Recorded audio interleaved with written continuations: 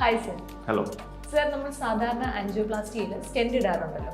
അപ്പം ഈ stainless angioplasty എന്ന് പറയുന്നത് എന്താണ്? ജനറലി നമ്മൾ ആൻജിയോപ്ലാസ്റ്റി ചെയ്യുമ്പോൾ ഒരു ബ്ലോക്കിൽ കൂടെ വയർ കടത്തി വിടുന്നു, ബലൂൺ ചെയ്യുന്നു, സ്റ്റെൻഡ് ചെയ്യുന്നു. ഇതാണ് ചെയ്യുന്നത്. സ്റ്റെൻഡ് ഇല്ലാതെ നമുക്ക് ആൻജിയോപ്ലാസ്റ്റി ചെയ്യാൻ പറ്റും. അതാണ് സ്റ്റെൻലെസ് ആൻജിയോപ്ലാസ്റ്റി. ഇതെല്ലാവർക്കും ഫീസിബിൾ അല്ല, ചിലർക്ക് മാത്രമേ ഫീസിബിൾ ആയിട്ടുള്ളൂ. അതിൻ്റെ പഠനങ്ങൾ ഇപ്പം നടന്നു വരുന്നതേ ഉള്ളൂ. അപ്പം നമ്മൾ മെയിൻലി 2 ടെക്നോളജിയാണ് സ്റ്റെൻലെസ് ആൻജിയോപ്ലാസ്റ്റി ഉപയോഗിക്കുന്നത്. ഒന്ന് ഡ്രഗ് കോട്ടഡ് ബലൂൺ, 2 അബ്സോർബ് ചെയ്ത് പോകുന്ന സ്റ്റെൻസ്. ഈ അബ്സോർബ് ചെയ്ത് പോകുന്ന സ്റ്റെൻസ് ഒരു 10 years ബാക്ക് ഉപയോഗിച്ചിരുന്നു.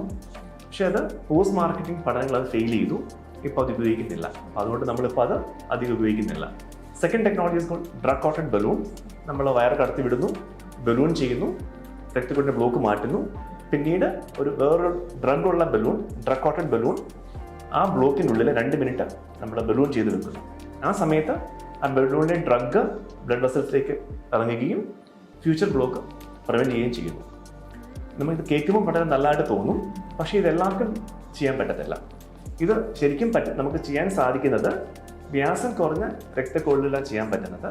അപ്പം സ്മോൾ ബ്ലഡ് വെസൽസിലും ബ്രാഞ്ചസിലും നമുക്ക് സ്റ്റെൻറ്റ് ചെയ്യാൻ, ചിലപ്പോൾ സ്റ്റെൻറ്റ് വെക്കുവാണെങ്കിൽ തന്നെ ആ ഫ്യൂച്ചറിൽ അടയാൻ ചാൻസ് കൂടുതലാണ്.